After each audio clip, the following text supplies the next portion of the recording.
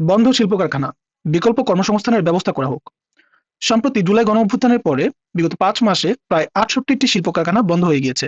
তার মধ্যে ৫৮টি স্থায়ীভাবে এবং ১০টি অস্থায়ীভাবে। এর বাইরেও ৬টি কারখানা বন্ধের ঘোষণা দিয়েছে কেয়া গ্রুপ। এর আসলে কি ইফেক্ট পড়বে আমাদের দেশের লেবার গ্রুপের উপরে? প্রায় অর্ধ লক্ষাধিক শ্রমিক বেকার হয়ে পড়েছে এই কর্মসংস্থানগুলো বা এই কারখানাগুলো বন্ধ হয়ে যাওয়ার কারণে। এর কারণ কি বন্ধের?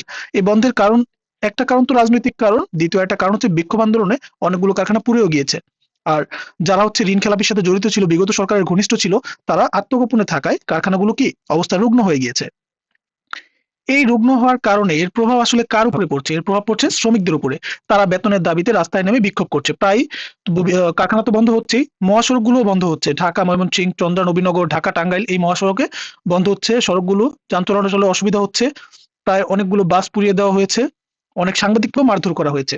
আচ্ছা, এই যে কারখানাগুলো রয়েছে গাজীপুরে পোশাক কারখানাগুলো, তার মধ্যে ৩৫টিতে এখনো নভেম্বর মাসের বেতন দিতে পারেনি। ডিসেম্বরের বেতন দেয়নি এখনো ৪৫% কারখানায়। ৫% কারখানার মধ্যে শ্রম অসন্তোষ রয়েছে। তাদের যে বার্ষিক ইনক্রিমেন্ট হয় বা শ্রমিক মজুরি বৃদ্ধি পায়, সেটাও হয় নাই অনেকগুলো কারখানার মধ্যে। এই নিয়ে বিক্ষোভ, সমাবেশ, আন্দোলন, অগ্নিসংযোগ। এর পাশাপাশি বেক্সিমকো কারখানায় লে অফের যে ঘটনা, কর্মী ছাঁটাইয়ের যে ঘটনা, তা নিয়ে আবার নতুন করে সমস্যা সৃষ্টি হয়েছে। শ্রমিকরা মানবতার জীবনযাপন করছে এবং লে অফ তুলে দেওয়ার জন্য সরকারের কাছে আসলে সহযোগিতা চাইছে senior general manager Beximco industrial park. এর বাইরে তাদের আরো ভাষ্যমতে যে সকল মালিকরা ইচ্ছাকৃতভাবে ঋণ খেলাপি করেছে, তাদের বিরুদ্ধে সরকার আইনানুগ ব্যবস্থা নিক। কিন্তু যাদের আসলে সমস্যায় পড়েছে, তাদের সমস্যা সমাধানের জন্য সরকারকে এগিয়ে আসার জন্য তারা আহ্বান জানাচ্ছে। কারখানায় কিছু কারখানায় দেখা গিয়েছে দক্ষ শ্রমিকের ঘাটতি রয়েছে এবং সরকার চাইলে কি করতে পারে? ওই সকল কারখানাতে দক্ষ শ্রমিকের নিয়োগ দেওয়ার মাধ্যমে কাজের ব্যবস্থা করতে পারে।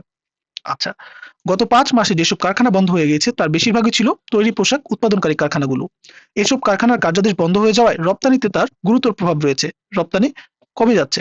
সরকারের প্রধান কর্তব্য হবে অবিলম্বে বন্ধ কারখানাগুলো চালু করা, যাতে বেকার শ্রমিকেরা কাজে ফিরে যেতে পান। আর যেসব কারখানা চালু হওয়ার সম্ভাবনা নেই, সেখানকার শ্রমিকদের বিকল্প কর্মসংস্থানের ব্যবস্থা করতে হবে। অন্যথায় বিচ্ছিন্ন ও বিক্ষিপ্ত শ্রমিক অসন্তোষ যেকোনো সময় মারাত্মক রূপ নিতে পারে।